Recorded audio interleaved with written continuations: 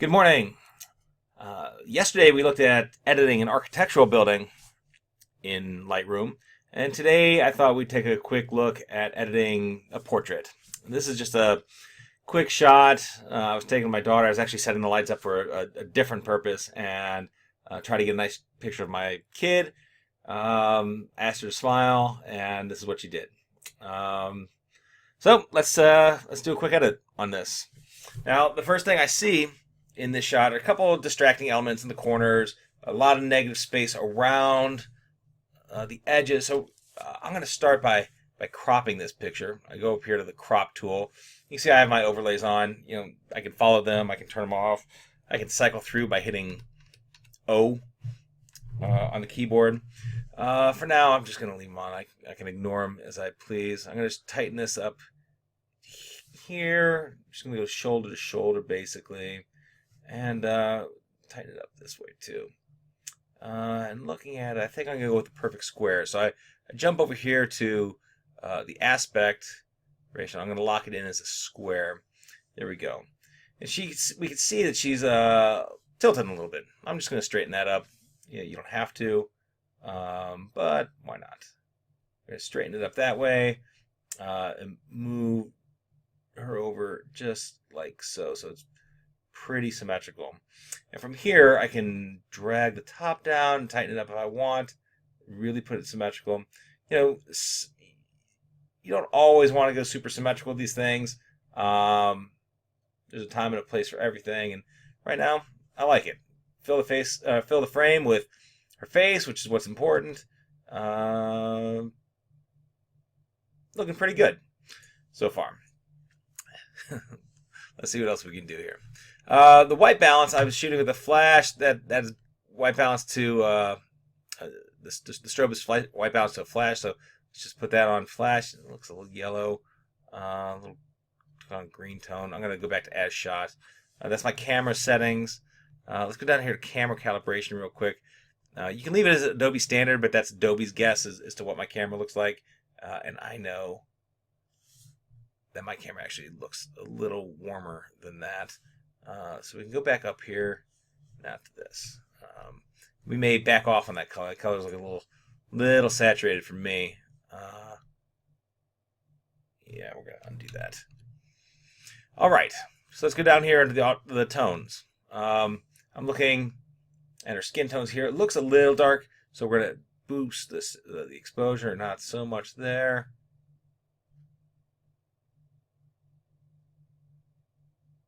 Maybe about something like that. I'm going to lower the contrast. Looks a little dark under the chin. I don't mind this. That establishes the jawline down here, but this part on her lower jaw, I'm not digging that, and we can fix that in a bit as well. So I back off of the contrast a little bit. I like to set the white point and the black point first, so I'm going to hold down the Alt button,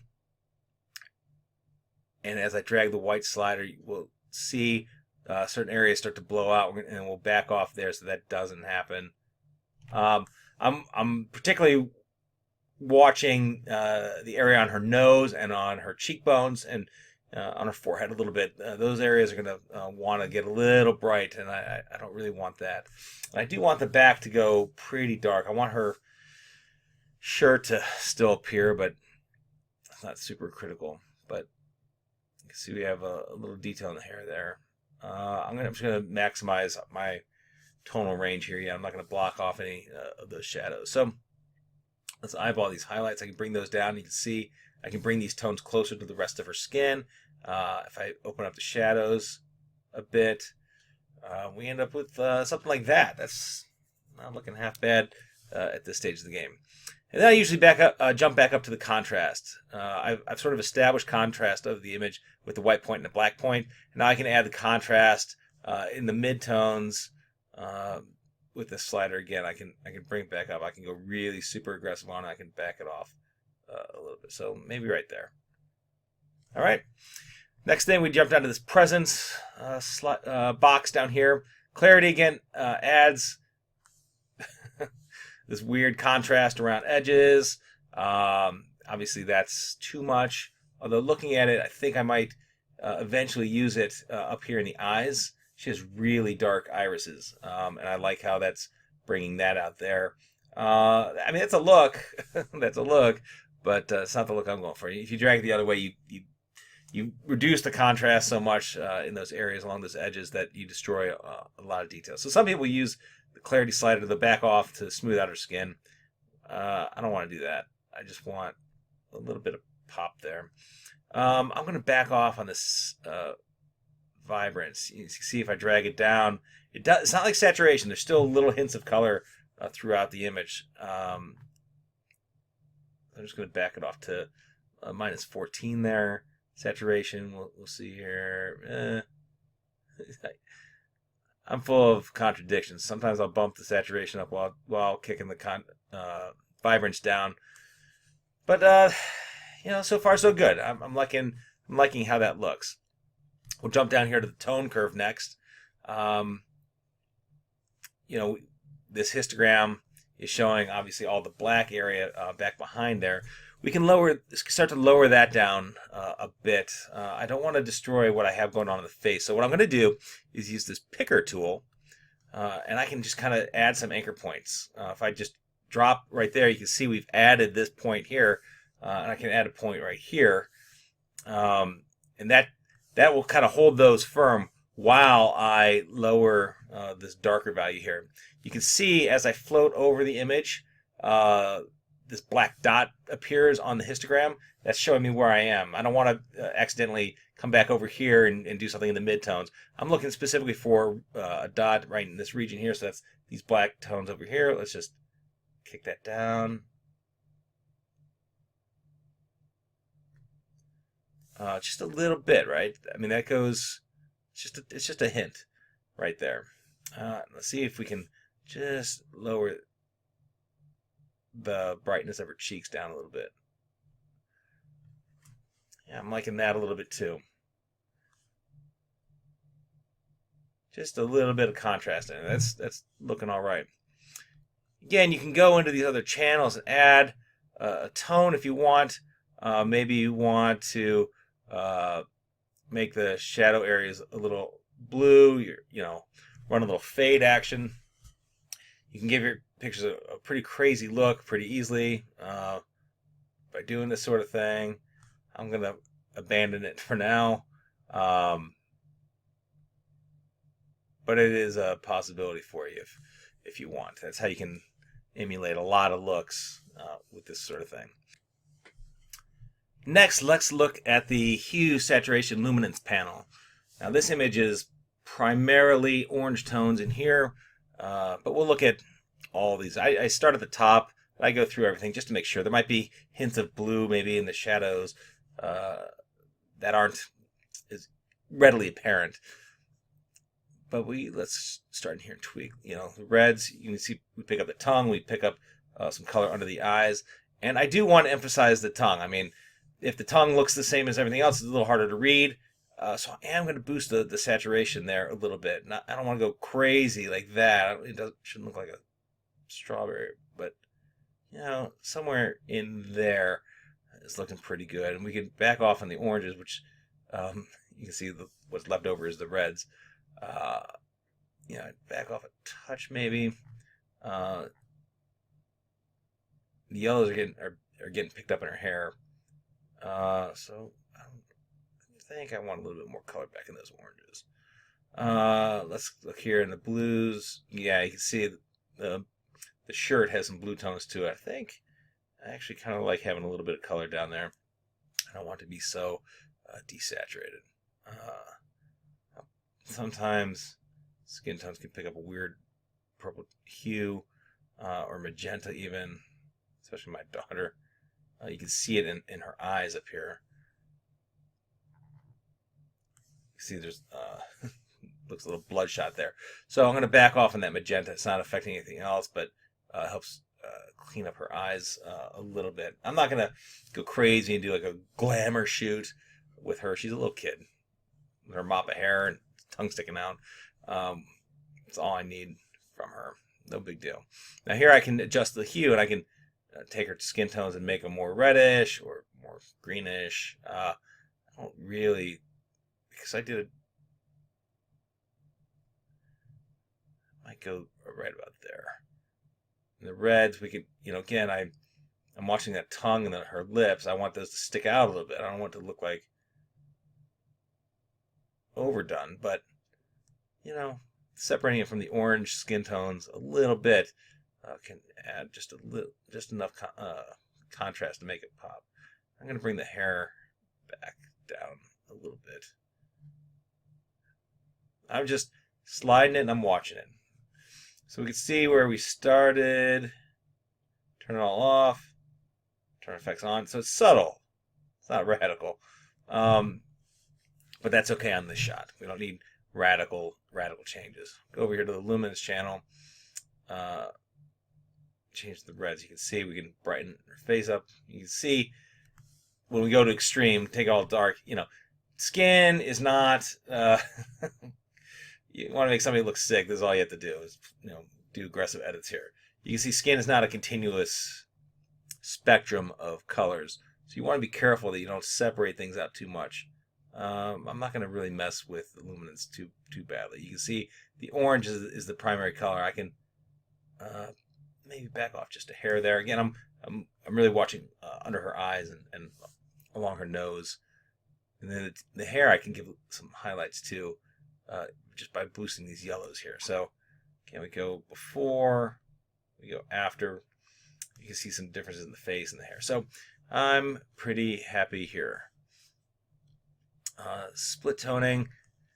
I could add a hint of blue in the shadows just to make her pop off the backdrop a little bit. So I just look. I'm liking that color there. Usually, if I'm adding blues, I'm in this 215, 240 range. Anything beyond 240 starts looking a little purple. Below 215 starts looking just a little green. So I'm going to shade it to there. And then the saturation, I can bump it up, make it look all blue and melancholy. Or I'm just going to bring it way down, just a hint. I just want just a touch here. That's looking pretty good there. And I can adjust the balance here so I can control the overall look. So I'm not going to, I wasn't going to mess with the highlights, but now I might. I might just emphasize for overall skin tones. Something like that. Again, bring them down. It just helps smooth out the color on her face there. See, before and after, just makes her pop a little bit more. I like that. Go down here to detail. This is tricky on people sometimes. We have a lot of detail on our faces, some of which we want to see, like eyelashes, some of which we don't, like whatever crusty milk that is over there that I'll have to clean up later. But I shot this at ISO 100, so there's not a lot of noise. I'll just throw a little bit of noise reduction in there just to smooth things out. It's not going to be a big problem in this image anyway. There's a lot of detail everywhere.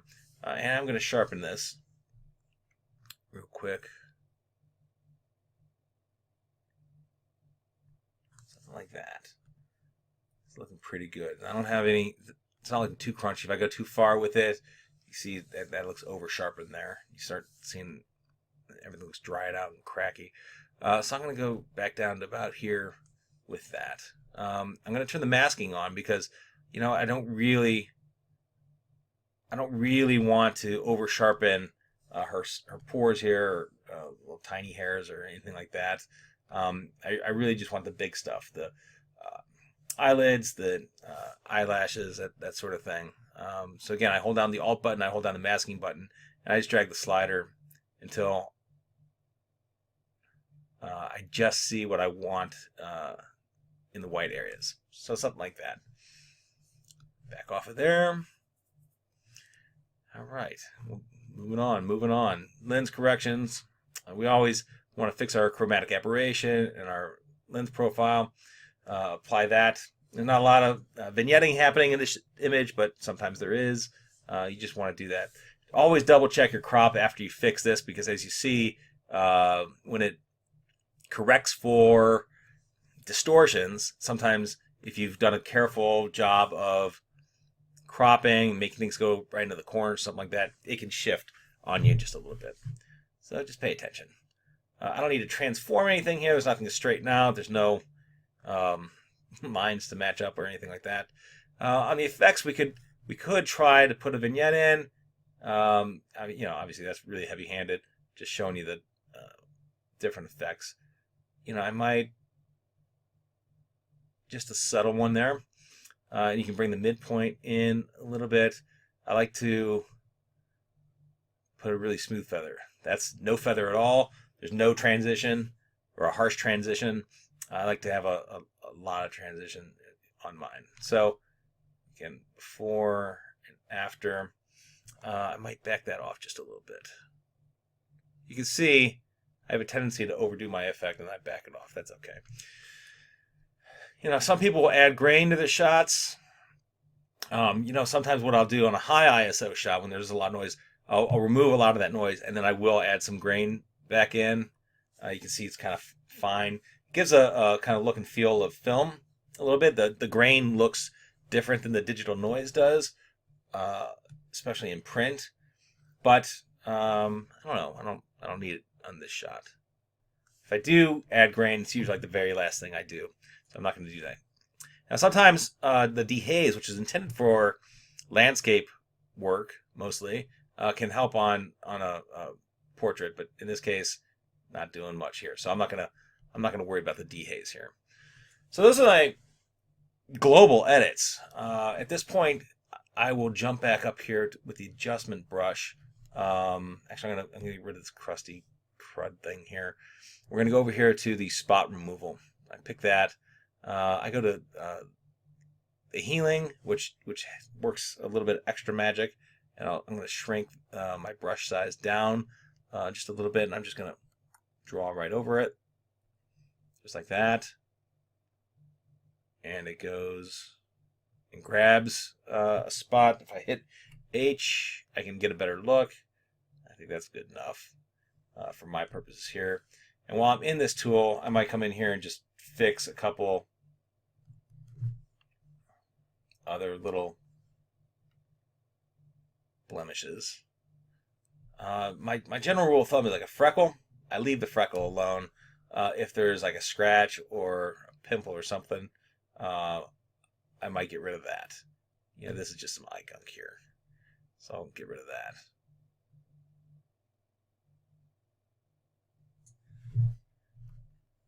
You can see where it's pulling from, and you can adjust this if it doesn't look right. But I think we're doing pretty good there. So not a lot of. I'm not heavy-handed with that sort of edit. All right, we're going to now do the brush adjustment brush. I want to brighten her eyes up a little bit. So I'm going to zoom in 100% so I can really see in here. Now I have a preset called Iris Enhancer, and you can see what it does. It adds some exposure, raises the contrast, decreases the shadows, or brightens the shadows, I should say. This doesn't come standard with Lightroom, but we can make the adjustments on our own anyway after the fact. So I can just paint over the iris there. I'll paint over the other one over here at the same time, so that they get the same amount of adjustment. And you can see we just brought in some life to her eyes there. You don't want to do it too much, and I always back off after I do this step. But she has dark irises, and so I can start with these tones or values, and then I can come back in here and tweak them. Like, you can make it crazy, way too bright, but I just want to see a little bit. So I'm going to go in about there. The highlights and those catch lights, I can brighten those up a little bit. The whites up there. So that's looking pretty good. I can add some burning and dodging in here too. We'll just do the exposure. Let's say I want to brighten this up just a little bit. I just dial in a positive exposure and turn the auto mask off for this. Just draw a little line there. Draw a little bit of a line there. And get a little bright there. So now we can go in here and adjust. You can make it way too bright. Just, but about a third of a stop or so. We can decrease the contrast if we want. Just gently bring back some more detail there. She has a little bit of red under her eyes. I'm gonna see what I can do about that. Again, I'm gonna be pretty gentle with that. And we're just going to, well, right now, I'm not sure what I'm going to do. So I'm going to raise the exposure so I can see what I'm drawing on. And it's just going to be here. And over here. And it looks terrible. Don't worry. I'm going to make my adjustments now. So take it all back to 0. And I'm just going to desaturate it a little bit. And what happens if I add just a little bit of green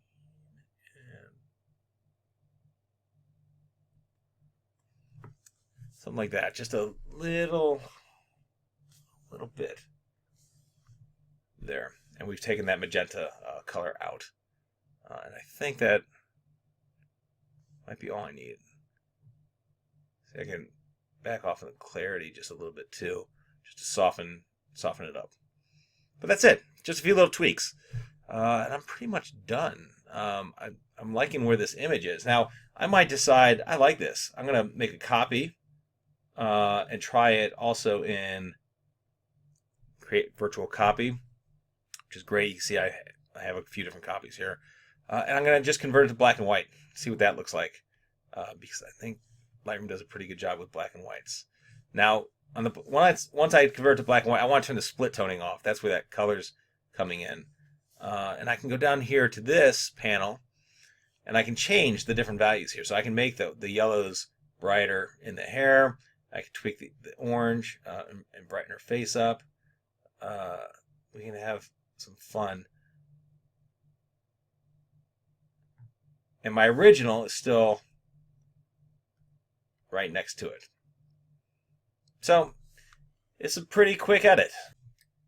So let's take a look at where we started and how far we came.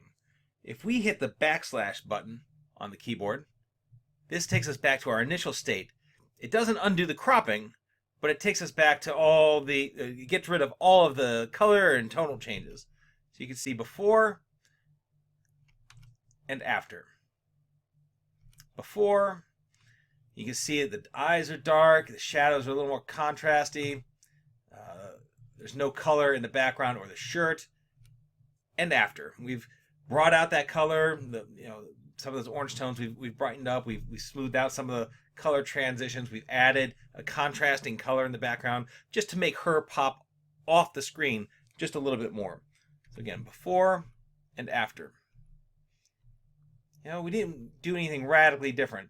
Another interesting way to look at this in Lightroom is down here. We have a few different ways to look at it. You can look at it simultaneously. Before and after, left to right. We can look at it in a split view this way. And this can be useful for comparing things. If we zoom in on the eyes, for instance, you can see what a difference we've actually made in relatively short order. Pretty straightforward edit this time around. So I hope you've enjoyed this. I hope it's been instructive. If you have any questions at all, email me or contact me, and I hope to talk to you again soon. See you later.